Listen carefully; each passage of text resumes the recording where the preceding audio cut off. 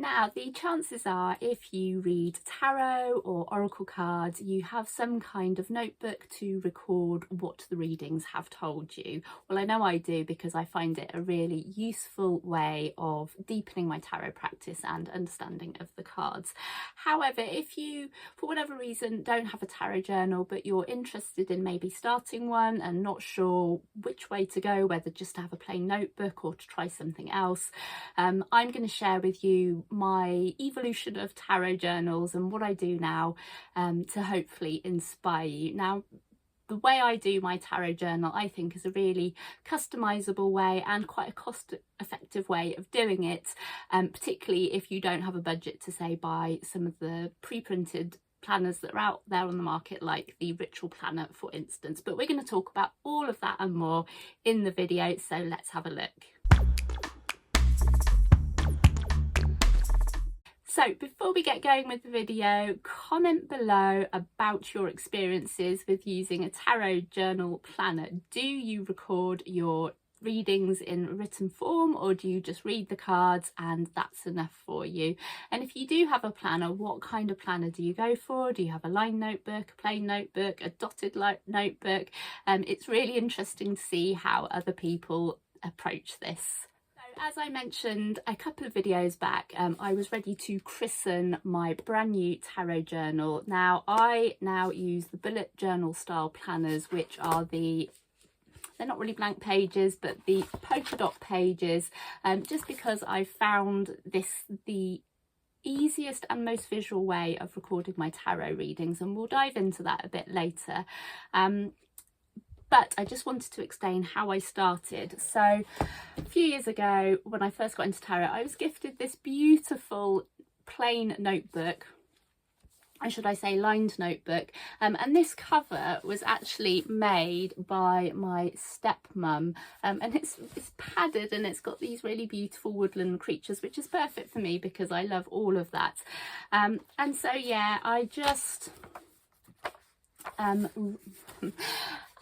wrote on the lined pages, and I did this, I pretty much filled this book up, but I don't know, as I've mentioned before, I'm not very good at remembering things I've read, and so for me this wasn't really working in the way that I'd hoped, and so I decided to give, this is my first dotted notebook, a dotted notebook planner, and the reason I did this, I should mention, is because I'd seen somebody review the Writual Planner, which I mentioned in the intro, and I looked at it. If you're not familiar with these are things of beauty, and they have been set up to help you record your tarot readings, but they're quite pricey, and they were definitely out of my budget, and there's lots of different variations, but I think the basic one has kind of pre-printed blank cards on them, and there's additional features like full and new moon spreads. There's a quick reference for the cards, specific spreads like maybe a self-care or love spread, birth chart, and other features. There is quite a high price point with them, and I thought, well, I like the idea of that. I like the idea of having pre-drawn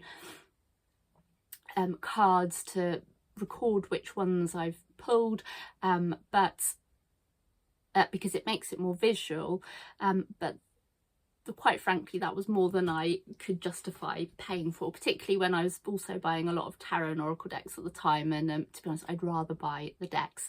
So my solution was to pick up a dotted book, and then I quickly realised that it actually gave me an option to draw out the cards, and yes, it's a little bit more work, but the other issue I had with the Writual Planner is that you either have 3 cards or 1 card, and it's very prescriptive, whereas this way of doing it, you can draw out your cards, you can put whatever spread you want, different amounts of cards, and it just has really worked for me.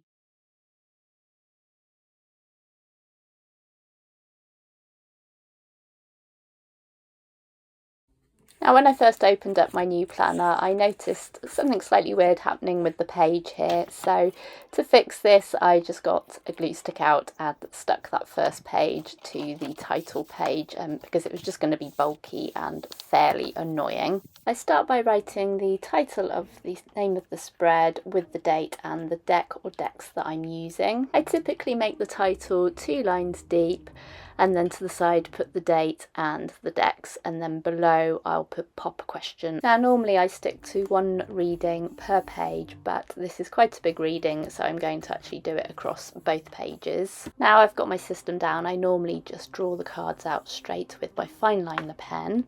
However, as this is a new book and I've not done this spread before, I'm just going to map it out with pencil first. The cards are 5 dots across by 6 dots down. This is what I typically draw, although I'm considering mixing this up a little bit. And to make the cards stand out a little bit, I've just gone round them with a basic black fine liner. And this is something I don't always do, but I've decided to do it for this spread, is to actually write the questions underneath the cards.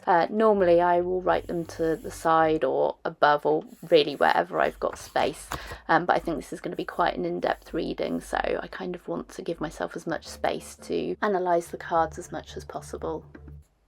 I've decided to label the name of the oracle decks by the oracle cards, which is the Urban Crow Oracle and the Imbolc Oracle in this case.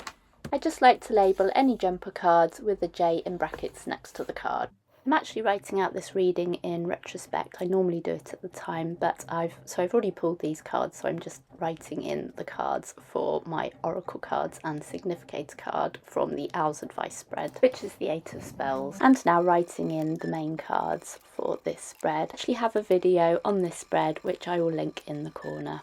I start by recording my visual response to the spread, so how it makes me feel, anything my intuition is telling me based on the pictures in the cards, and I just indicate my visual response with a little V in brackets. And once I've done that, I will then look up the meanings of the card, which is indicated by this M in brackets. I typically put questions or keywords in capital letters to make them stand out. Alternatively, my readings can get quite colourful. This is something I've started doing this year. These are to note down key meanings. The first colour is my initial response to the card, and the second colour is when I've looked up the meaning in the book. And I'll just place my oracle card readings at the top here. And as I've got space, I will just put a summary of what I think this reading is about at the bottom.